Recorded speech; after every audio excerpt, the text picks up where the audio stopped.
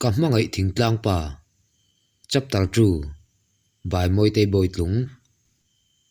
samu heta hi alian lutuk ti in ai kam nge mei lung hnuaya akwa ron dak duk duk chuka ko ka au chul bok chu vele akwa a chuan alut daya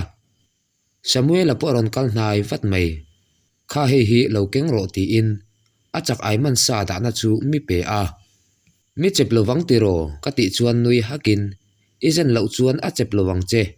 zen lo la i him ani mai ati chuan kaner deuh na nga zen don lo ti in wal pe te hodil sang man chu ka ena kan sang khoi an ti ve nge ya ani tak takemo samuel anen chau chuan chak ai kan khora luidung vela kalchu nuam kati jok bok nen dilo om ai kal himpui jok aya samuel chu aron au thota ken ngal vat mai chuta chak ai boblian em chuan a chep chu ni in ka au ngal chul mai engtin nge kan ti don ka ti lai chuan a bob le lam chu akut pakhatin a chel beta lungin ron chu ke ro ati ta ka chuan lunglian thave tak chu la in lungchunga akut chak ai na a che na lam alo da na lam chu katina a chak ai bopa tak chuan ka thu sak ngal chor mai phoi vatin aron khung ngala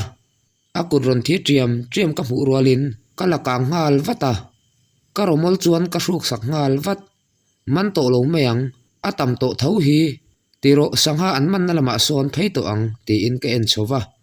min lo en reng awang chuan meng ko kin noi lam chu ka en le vata kan ngoi dun ren ron nuwa o ron thian kharin kalla chak ai kha chu nangma in nei vek mai ro ati chuan kalom lutuk chuan oi lo lek hian ke ena iti tak takem avai hian mo kati chuan abu ngata kanui var mai karin ai deinan thilphal khulama chuan ni se ka changlo hial mai thei ama hlirin amana kein telna ka nei mi lo zui lom thu hril chuan reng pe te ho om na lama chuan kan in zui pheya sangha chu an lo man fak lo ani mel panga vel chi an lamana an sangha ani tak takem ti in samuel chu ke en chowa anui suk ringot enge inti oile oron chuan lam chu kan en thapa chuta zo sang pu yang mei chu na tho thom no nen dil le lam ko tlanga chuan alo ding tewani chu lalpa enge heta aron ti kan sangha in man ti in hria em toy thabeng bong tak chuan aron ti a tuna khan enge asoi kha an sangha mo reng pe te ho chu ke ena usang pu chu an lo nui tlon tho a an sangha angin an soi vela lalpa eng boina ange min hulu tak kami paduruk em sangha koi rutu zinga katel ve chu ania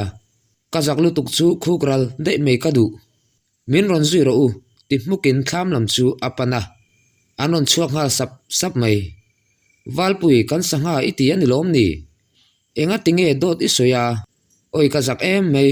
kan mual pho vai chon o ti in kazam lutuk le lau thong bok si chu ka trap ti lungai su itel vel heinem ba ka usang pe chu afel lutuk engtin ma min tilowang tiru phei photang u ti in kham lam chu min pan puya an thian ho zinga katel ve miau awangin kallo thei ni hek lo le phu lo zet chuan an hnunga chuan ka pheya usang pui aman za chhiarla kan rul le vekang che voin chu picnic kan tum sia luya sangha awang bok nen kan lo man topa kim boya chuan ati a picnic le nik lo ani lo mi sangha khoi thiang ani lo pakhat la chuan ati toy tuk mai thiange an om lo lai te chuan reng pe chuan alo ti peka uzo sanga chu aron thin rim viau done moti lain reng pe lua chuan ruwa hian atuk ker ringot nangti char thar ram liani kha aron ti chuan thok hru in kalo ena enga ram liani ka ni lo ka ti chuan anui suka ram lian ani idu zo kem ni mi sangharuk na a itel ve a ti in akhi suka pa kalau tile em to nilo nun tuang pui pa inti na huna nilo ruk in ru ti in ka in hril mola a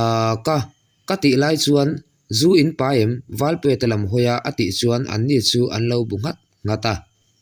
ani chuan inang u chuan nang kha in sangman kha kangro ti in min ron ena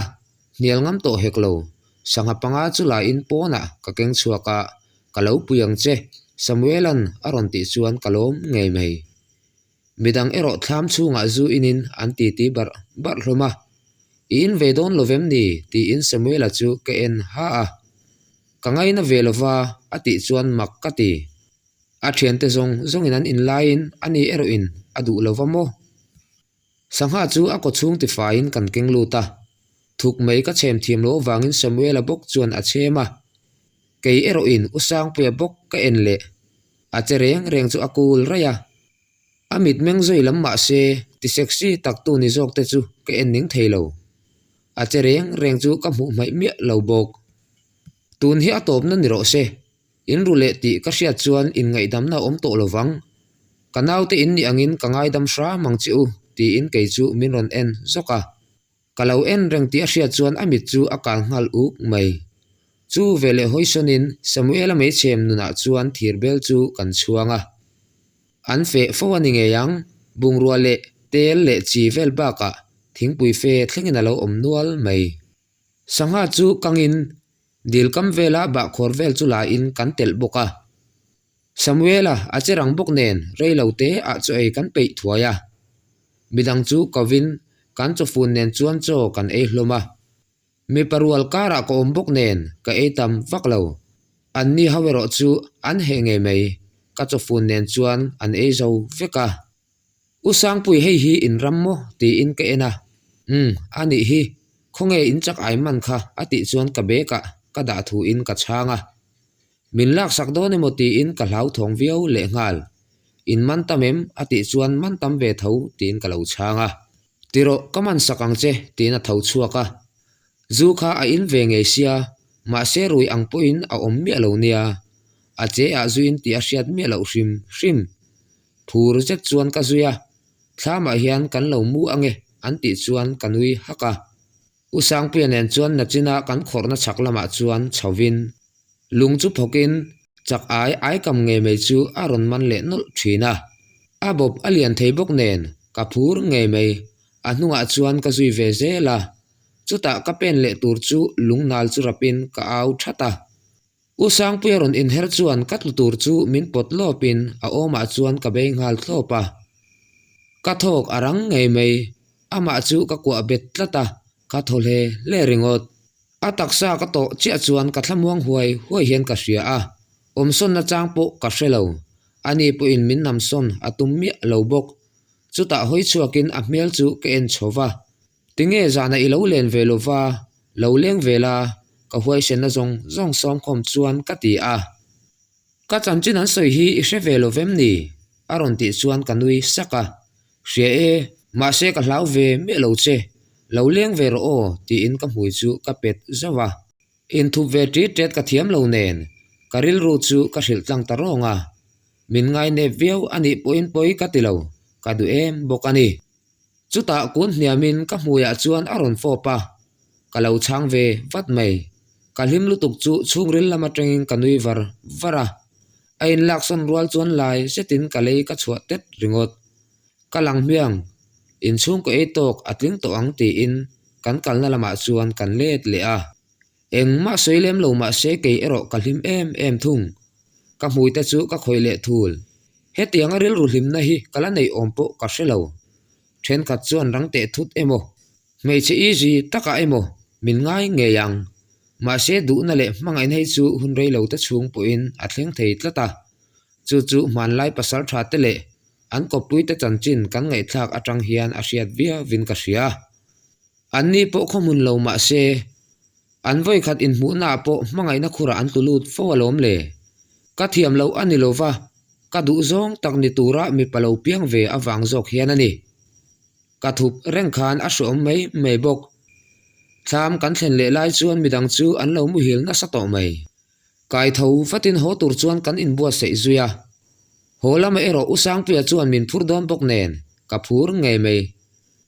ram liani chu vo in chu awa fu cher ve ming thara nei ho ngal ringot ti in annui dara lei ka chua kum vak ringot usang puya bike nung sang the to ta chuan ka chuanga a bike ka tengin arai sar lia mai anin tlan siak lai chu ka mu ve chak viau bok mei che fel zok ka ni bik lova ma se chu ti rual ero in rui thei thil lama ero ka in nam hnoi ngai lo thung ai zo la po kan thian hawa chua le racing vel kha kan thrat ve thova makti viau tur a om lem lo ai zo lama po me chi ai mi pa ka kom tama me che thian ka nei kha chu pathum vel le kan ni ma se kan lim em tho kan thian hau khan leng chuak fo ma ila sual lam ero kan tingai hau lo thung mi phau fel wang te po kha aniang ba ka mi tam tak hian mi pa kan koma wang hian me che ko lo deuh tura min ngai ngal ngot zel hi a tha ka ti lo me che rual om khom po anin du chuan sual an khoi ve thova mi pabula kan oma wang hian rui hlau kan ti ve kher ani lova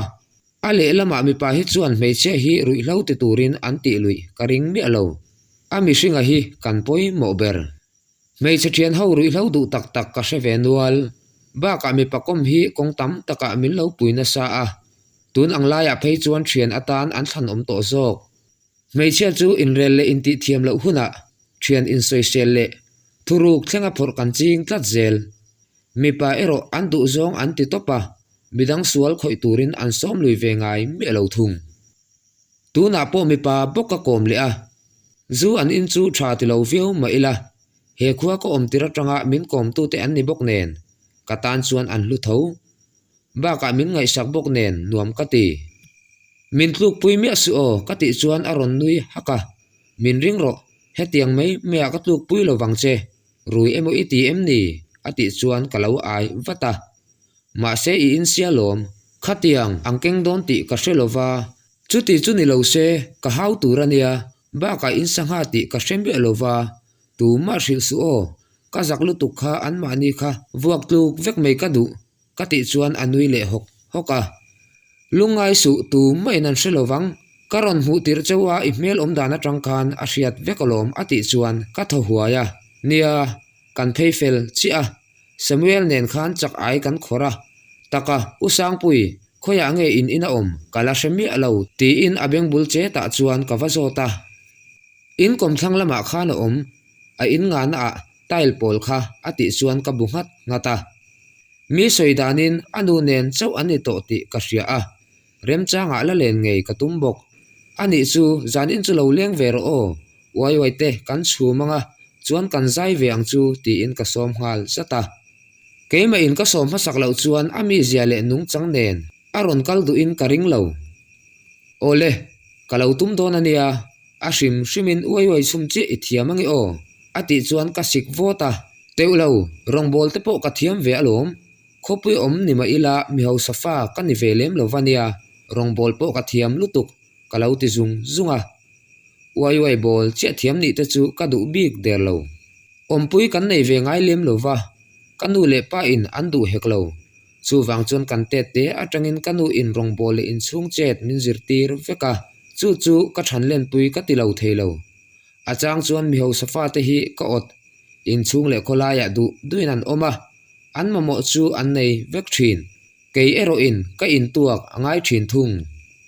ka thian te kha chuan an du an soi to chu an nu le pa ten an leya tin an du du hun an lenga an chung ten an hau ngai lem lo kei ero kanu le pa atangin khopui om het lo pem kan ni awang khan kanun kha khwa khir chin an neya ma se chu thil chu katan alo tha em thung tun thlengin mual phona nei lovin ka om thei pa a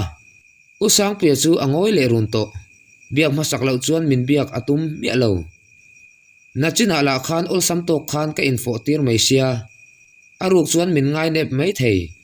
ma se ka pian tir atanga thinlung taka kami padu masak berani a ka in sum zo lovani ka thian pa in du kan nei chuan hril top tur min du lo le e ani chu tile mai ati angkha kanun puyani ber mai min lo du ve lo tak le min du lo ani to mai keima in ka du chuan apoi lo heta hian ka lo chuk mayang ka ti chuan ading data ka lo thla ang che ati chuan kan hial du ta bik lo kho chunga chuan kan tlan lu ta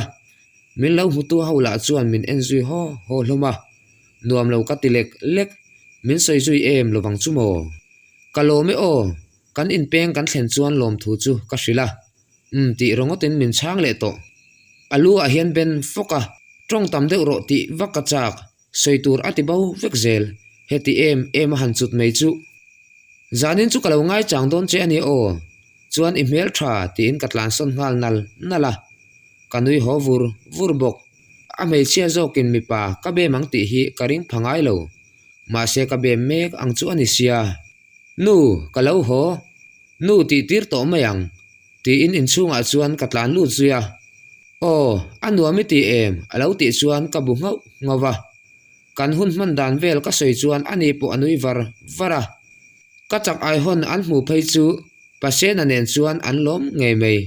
ka khoi ngam lo ti an hriat awangin pasena chuan a chhuma a siam zuya a bob ber kha ka e chak to ka ngai na bok nen ai zola po an zor ka hmu chuan ka le nge zel helam angin du in luya akal ve thei si lova zanria kan e chu kan chu e atui ngang mei a bob lian tak chu min pe zela kan pathum te chau kan ni bok nen kan tlei viau mei fa an nei nangin mun danga pasal nein an ompau veka chu wanga ke po in lu alova an inamin omtir an ni bok kanu le pa tak ang main min duat bok nen ke po in nuam ka ti thleng sil zo nu loka wal pe te ho chu an ron langa usang puya ka hu ve wang chuan ka thowai mei midang zandang ron le ngai lo po an ron lang ve lola thing pui te chu thlit kwalin ka chewat wata an zinga chuan thu in kan ti hawa kan nui le dar thin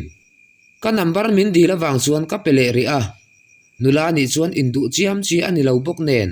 moi lo don angai bok nen an vai chuan an safe loma akha tok chuan usang pe chu ka mel le thina angai te bokin atong tam le lo viau mei akha tokin atong ve ti lo chu angoi ngur mei zai ho an ti le ta ka chuan midang chu ho in omri tura ti po in an muta chho to thu soin an ho diaka valpi ate haule usang pui te nen che chuan kan oma kim boi kha wai zulei ula la sak pa e turin ka ti chuan phur takin reng pui nen chuan an chuak zuya tiru pona son vazai le ila in chunga chuan ain thla hun om manzan angkha chuan auto lowang u ka ti chuan an nui hak loma a hau lutuk an lung ti leng vong zai tur ngai thlang nuam an ti hlom phian ania an ti chuan oi vak lo hian ke ena ania lom mana tongin kan ti thin ania tu po in ngaya kan nei to mi kan vati buai ani lova kan lunga leng ani ve meya an ti chuan eng vaka soi to lem lo pon thutlenga chuan thulhomin usang puya bula chuan ka thu a midang an zai lain ani chu alo thungoi renga he pa mi je hi amak thlot piantir atong hau lova angka ti mei tinge heti em akul meile kala hriat nge angai ani keimi thoveng chi kani bok nen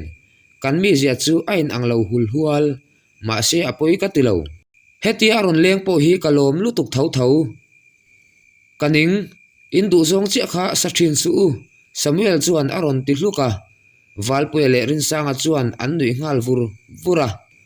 ani le bial nu muzo velo la sa ila ari ngal ok mai samuel apo chu an vati du da tak an fiam piang in bial nu nei lo an ti zia le ngal a mela tha a mu zo don te lul nen ke puin engwanga bial nu nei ngai me lo nge ani ka hechak mei chedu tak chu ka nei ve tho ani chu ka hak bokang ati chuan kan lo nui vara tu tak du ang mo nuam loviti em usang pia chu ka zota alu alo thing ngur ringot ichak ai hon chu in a2m ati chuan kalau o vata samuel anen in chunga kalom tak in la then ve du box si lo kan la da thena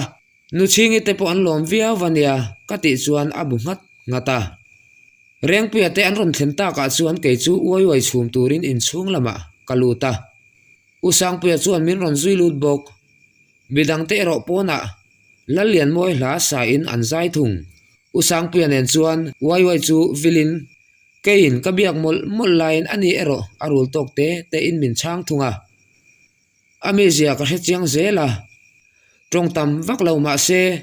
ngai thato ko omathiama meichia ten an du chi tak trong tam lo pa rak mele rin tlak anti ang ngei kha ani ka chua hau lovang